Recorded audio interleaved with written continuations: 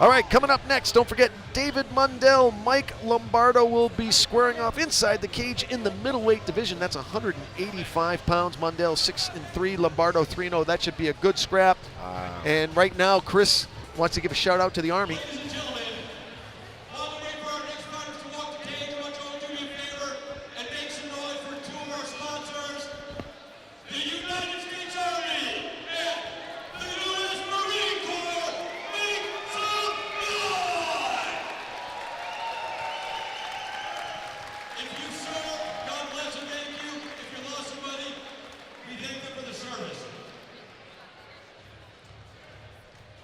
This should be interesting. Lombardo and Mundall. This could be a good scrap. I know these guys fairly well. Mundall's trains at one of the locations, one of our locations, and Mike Lombardo is probably one of the best 85 prospects, certainly in Florida, if not the country. Coming from you, that means an awful lot. You've seen some of the best and trained some of the best. Yeah, Mike Lombardo, as of yet to lose. David Mundall has been in with some tough guys. Dave is tough as they come. Really good fighter, and Lombardo is a monster. So this is going to be an interesting fight. This will be a good scrap.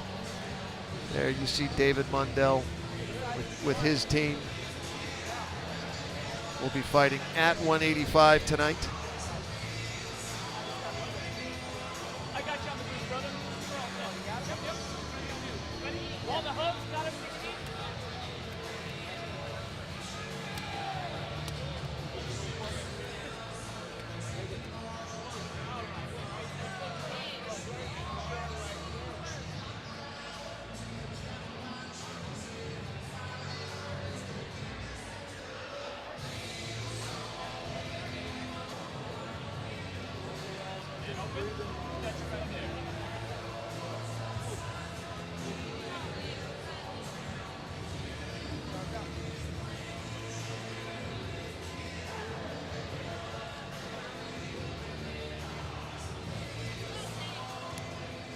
Here comes big Mike Lombardo. Oh, I'm sorry, David Mundall.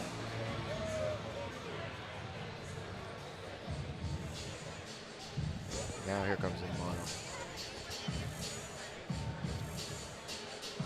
Lombardo actually fought in his last fight one of my guys. And it was a really exciting fight. Very close decision. Who did he scrap with? He fought John Garcia from my school, who I am incredibly high on. John is also one of the top 85 prospects, and they had an amazing fight that really should have taken place in the UFC down the road. And it was a razor close fight. Could have gone either way. It went to Lombardo that time. So the redneck already inside the cage, waiting to face Lombardo, who is getting his final equipment check. David Mundall is 26 years old, fights out of Dunedin under the tutelage of Jeff Bailey. That's just one of our black belts. Very nice. Yeah. Team Gracie. How many schools you got going on now, Rob Kahn? We have about 6 or 7 affiliates in the Tampa area, Tampa, St. Pete area. You not only learned jiu-jitsu from the Gracie family, but you learned the business side too. The business side. All right, let's see how these guys match up on paper at 185. Mike Lombardo, the 27-year-old, has the height advantage for sure, but no reach advantage, even though he has a 4-inch height differential over David Mundall. Actually, Mundall has the reach advantage nonetheless, so this will be a very interesting fight. It's time to get this started. Let's go up to one of the best in the business, and I'm, of course, talking about none other than Mr. Christopher James.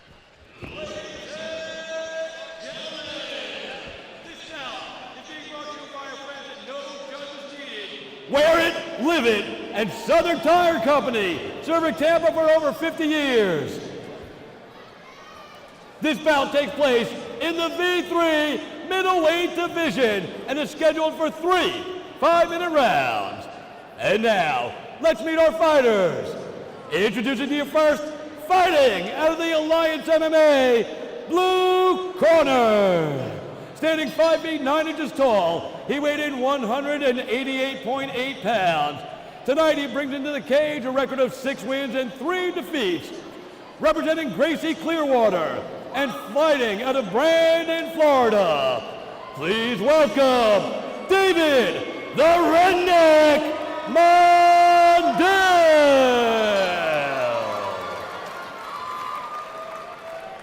And his opponent, fighting out of the Alliance MMA red corner. Standing 5 feet 11 inches tall, he weighed in 187.4 pounds. Tonight, he brings into the cage a perfect record of 3 wins and no defeats. Representing American Top Team and fighting out of Jupiter, Florida, please welcome Mike Lombardo. And when the action starts and the cage door closes, your referee, Josh Rutgers. Yeah, Lombardo has a good, well-balanced winning streak. He's got 3-0. His 1 was by TKO, 2 by decision, so he can grind and he can also finish. Yeah, his fight with John from my school, John Garcia, was an absolute war. And from what I understand, Lombardo has this situation where he trains full-time. That is his job. That's his career. He trains full-time. Just 27 years old, and yeah, you can tell he's a specimen. So it's the big, heavy hands of the redneck, David Mundall, against the specimen, Mike Lombardo. This is going to be a real interesting fight. I've heard from my friends at American Top Team that they are incredibly high on Lombardo. That's high praise indeed. Lombardo in the red and black trimmed trunks. Mundall in the black board shorts. Yeah, Mundall is just a warrior. There's no doubt about it. Big, thick dude. Heavy hands. Heavy hands. David Mundall will put you to sleep if you're not careful. Or choke you to sleep. Yep. It's just strong. Just a monster. Nice short left hand. That southpaw style sometimes throws people off. Just kind of feeling each other out.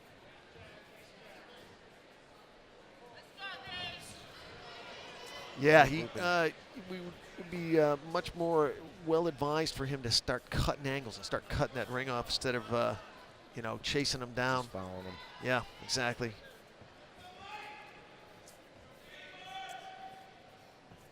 Nice. Definitely feeling much more of a feeling out period so far than the fights we've had thus far. They've been right at it so far. Yeah, tonight. it's funny. Like, the game has gotten real serious. Ever since Conor started making big money, the game's gotten really serious. Everybody, like, even, early in their careers, they're like, all right, who am I fighting? Okay, what's his record? I don't know. And when you finally get a fighter to agree to fight, you can see a big feeling out process these days. It's just the sport's gone mainstream. There's big money now at stake. It wasn't like the old days that you talking about Liddell. You just go in and throw. Yep. And you're seeing that in the UFC these days too. You're seeing these guys fighting not to lose, and Dana's gonna have to work. He's gonna have to work on that because he is getting some boring fights. Shooting a single. Nice. Oh, he's got deep. He's got deep under the guillotine, chin. Except he doesn't have his legs closed.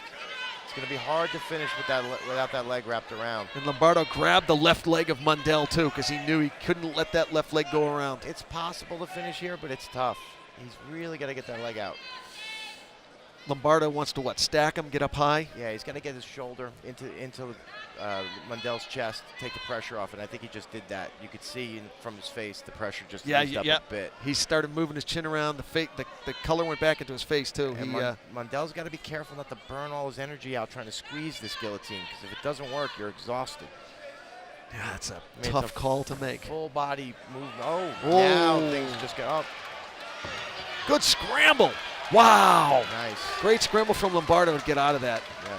Because Mundall knows how to finish that submission. Whoa. Grab the cage. Grab. Rutgers does not like that. Big yell from Rutgers. No, that's one of the few things that can get you disqualified right off the bat. That's a real flagrant one. That actually stopped a takedown. Yeah. Yeah, no, that's I mean, you just lose all your momentum with the takedown when they grab it like that.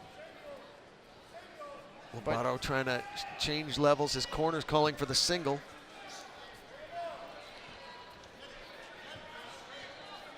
It's hard to do. When you're getting taken down, though. It's hard for you. Your brain just reaches for something. Yeah, right. Right. Trying to kick the legs out, going for the sweep. Changing levels, and again, now going for the double. I love this. This is great. Oh, look at this. Nice. Oh, but he almost went back in that choke again. He is back in that choke.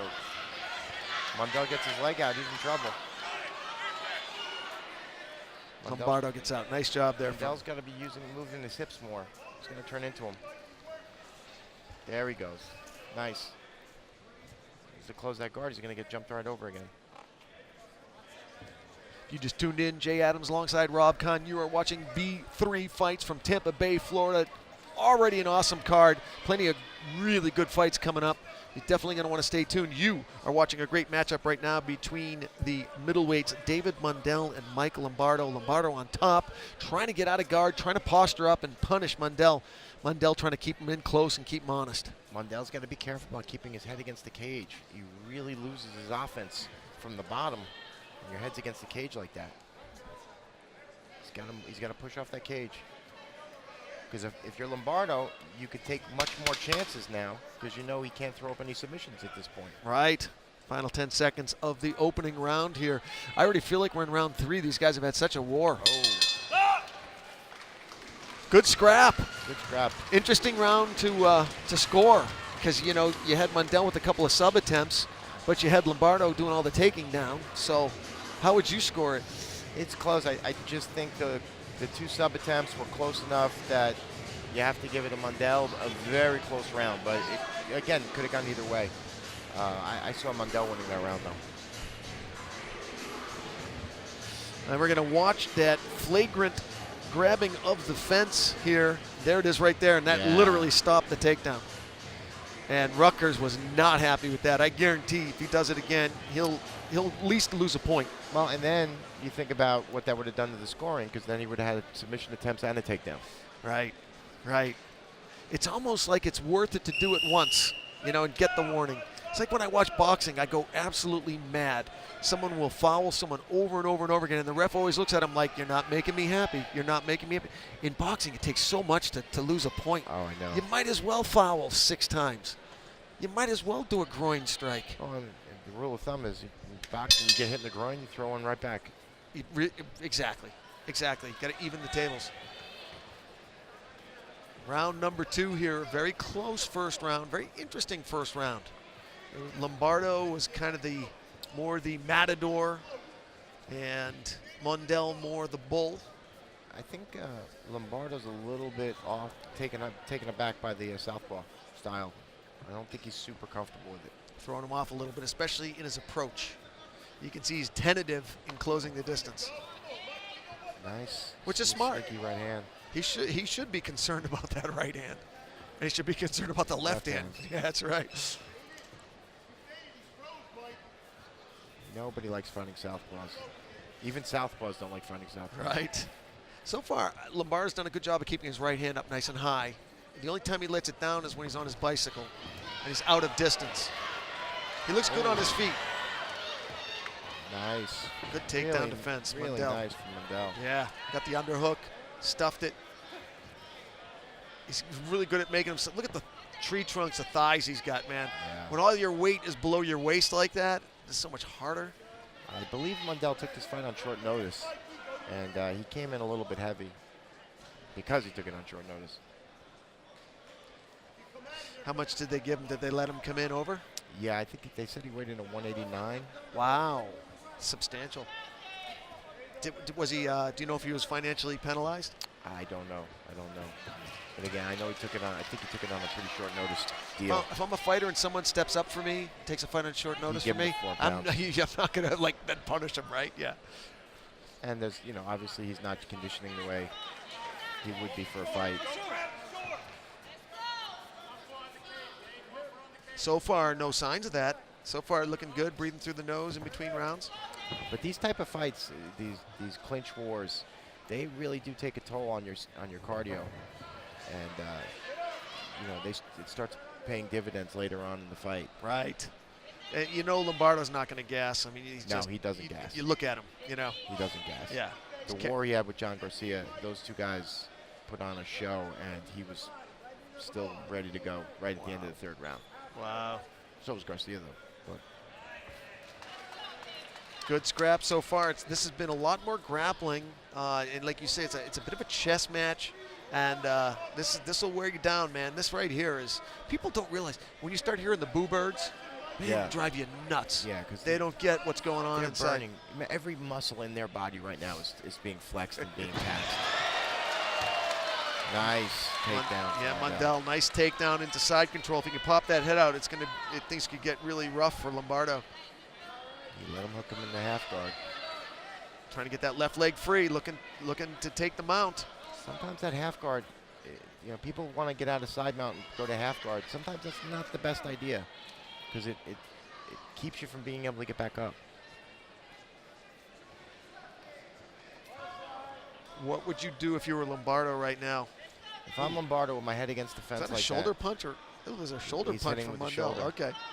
A little Anderson Silva action there. you got to get your head off the fence, first of all. Always locking in an arm triangle from the bottom. Wow. Not a lot of leverage there, especially with a moose like Mundall on top of you.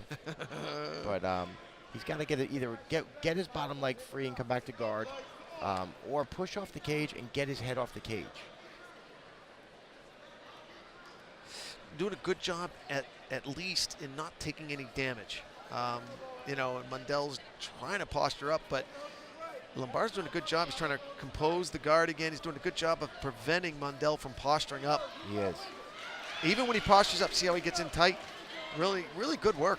Yeah, you're very good. Very polished bottom game right now. It's not going to win the fight, but at least he's not taking damage. Mundall should be using that shoulder, putting pressure on his face a little bit more, making him turn.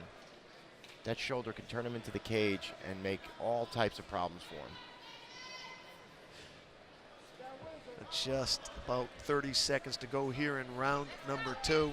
Another scrap, but this one a little bit easier. I'd have to tilt it towards Mundall, as he's taking the fight to Lombardo. Yeah, he's definitely gotten this round.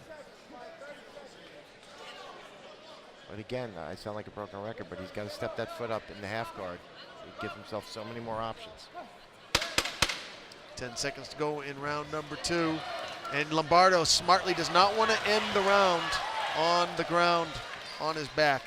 He knows that's the last thing the judges see when they're filling out their scorecards is you on your back. Yeah. You know, that was very smart of him to get up. I don't think it's going to pull it off for him, but at least he tried. He's a very smart fighter, Lombardo, in terms of scoring and with the judges. Very, very smart.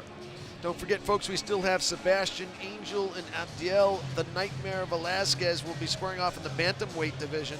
That's That's going to be a really, really good fight. Rashawn Spencer will be fighting Reggie Pena. Reggie's always fun whenever he comes. Reggie's never in a bad fight. Never in a bad fight. The regulator.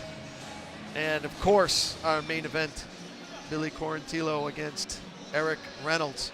Here's some action from the second round. We're going to get another look at the takedown. Gets under it, takes him down, bakes.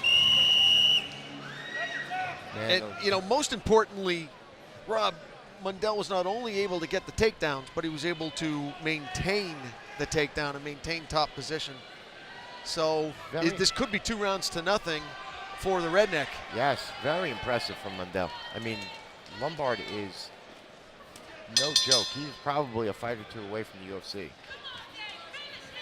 And here's Mondello, maybe up 2 rounds to nothing at the very least in a dead heat with the undefeated Mike Lombardo. Nice. Nice. Left hand. Beautiful left hand. And he's got him got that guillotine again. Mundall likes that guillotine.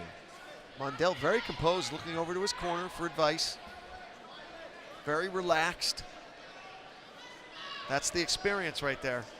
You know, this is his 10th professional fight, and that's the experience. When you're able to look up, you're not panicking. Oh, nice takedown for Lombardo. Very nice scramble from Mundall to get on top, though. Wow, that was nice.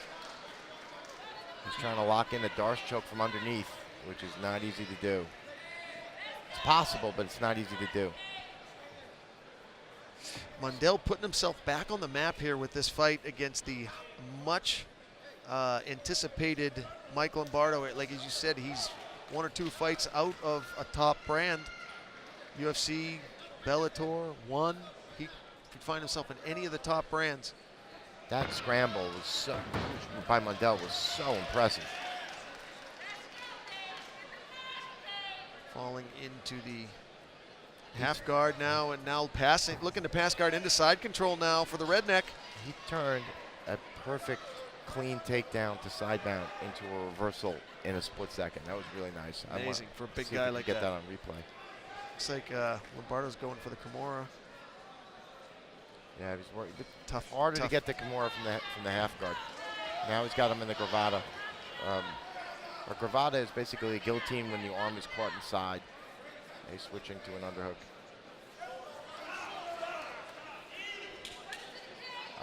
Why are they breaking him? A point. Oh, wow. Trying to tell from gotta referee Josh Ruckers what it was. It was probably grabbing the cage. Probably grabbed the cage. We knew that was going to happen because of the flagrant first time he did it in round number 1. Wow, that point is gigantic. Gigantic, because if he did win the first round, that swings the fight. That swings the fight, because he's losing this round. Right. Now, he was emphatically warned by Josh Ruckers the first time he did it, and he didn't complain. I'll tell you, in the rules meetings, for these shows, they are very, very, very clear about fence grabbing and about how serious they take it. They tell you it is one of the few fouls that you can get disqualified on your first offense. Wow. Well, for all the reasons outlined earlier, it's way too costly to the fighter who didn't grab the cage. Did you see Lombardo just reached to grab the fence and he thought about it and took his hand away? And he's going to get another point, or he might get disqualified. Oh, wow. Hit in the back of the head. Oh, I didn't see that.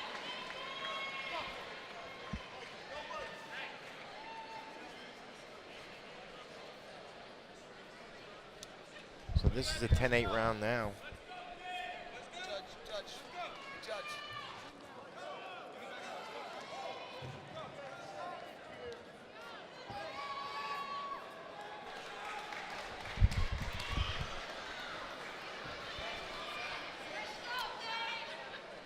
Hard to tell what that second point deduction was for. I did see Josh rub the back of his head. Just so we could be clear here, if Mundall wins this round, it becomes a 10-7 round. Right. It's already a 10-8. So if he loses the round, well, it's a 9-8. He wins at 9-8. Even if he loses the round, he still wins at 9-8 right now. He has to be finished here for Lombardo to win this fight. So yeah, because Mundell's winning the round, so he basically has the fight won on this round alone because he won 3 points in this round. Exactly right. It doesn't even matter. He could have lost the first two rounds. Doesn't even matter at this point. That's right. It's totally academic. Time ticking away here in the fight.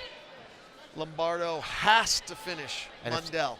If somehow, again, the first two might have been split, but if somehow Mundall did win the first 2 rounds, then this score is going to be one of the most lopsided scores ever. He's running up the score.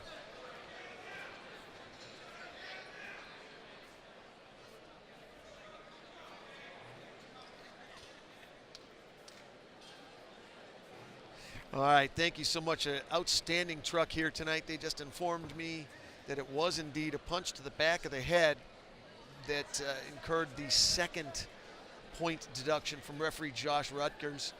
And, Josh does not take any nonsense in his cage. And, now you're thinking if you're Lombardo, you're really a hair's breadth away from being disqualified. So you got to be careful in everything you do. Right. Just finish up the fight. An inadvertent punch to the back of the head, something. Right. You wind up getting a DQ. He's going for the ankle. Too little, too late. Wow, Good great fight. fight. Lombardo's- I think Mundall won it without the point deductions. Yeah. I don't think he needed them. I think it was academic. We're going to take a look at the inadvertent punch to the back of the head that Mike Lombardo hit David Mundall with, and here it is right there. And boom, right there, back of the neck. Yeah. Back of the neck. A couple times. Yeah, that's you are not allowed to punch your opponent anywhere in the neck, but in the back of the neck, that is taken extremely seriously. I can't get it. You trying to talk to the redneck? Yeah. Let's bring the redneck over here. Redneck, baby. Good scrap. David Mundall, boy, taking out a top prospect. And this is your heritage, Rob. Yes. Matt Arroyo, one of your top students. He actually trains with Jeff Belly over at Clearwater. Dave.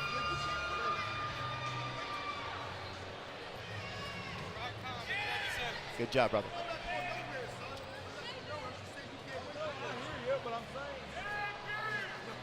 Be interesting to see That's what we're talking about. how the judges score this one. Be interesting to see how the judges scored, what the number is. Like you said, Mundall may have run up the score here. I hope they give the numbers out. I'd be interested to hear it. It could be 30-25. Phew. Lombardo being a good sport, going over to congratulate David Mundall. You know he can't feel good. This is not how he anticipated his fourth fight going. It's either 30-25 or 29-26. All right, time to make this one official. Let's go cage side. Christopher James. Ladies and gentlemen, after 3 rounds of action inside the V3 cage, we go to the judges for a decision. Everybody make some noise for both fighters inside the cage. All 3 judges score the bout exactly the same, 29-26. For your winner, by unanimous decision, David the Redneck Mundall. Well, just like you said, that's a blowout in a 3-round fight. Well, it was academic. Oh, yeah? Because it would have been 29-28. Don't pulp fiction on me, girl. Without the points. Without the points, Without the so points. it's It's academic. if might make Lombardo feel a little bit better, because you're hanging your head if you screwed it up on penalties. Yes. That score might strangely actually make him feel a little bit better. I agree. I would be much more annoyed if I lost because of those points. costly penalties instead of just losing the rounds. There's that great scramble you were talking about, Rob. Amazing scramble. Impressed with Mundell's ability to turn things around. I thought that was the move of the fight. Every time Lombardo tried to tip him, he felt it. It was almost like his intuition was working really well, and he was able to scramble away from the tip and get into side control or get back into, mount. He really took over in the second and third round. He really did. Just took it over. He got he got the feel. He got the timing of Lombardo, and just started taking it over. Yeah, he willed it. And here was the decision, 29-26 for the Redneck. And to take it on short notice and beat a guy of that caliber, very impressive. What a good feeling.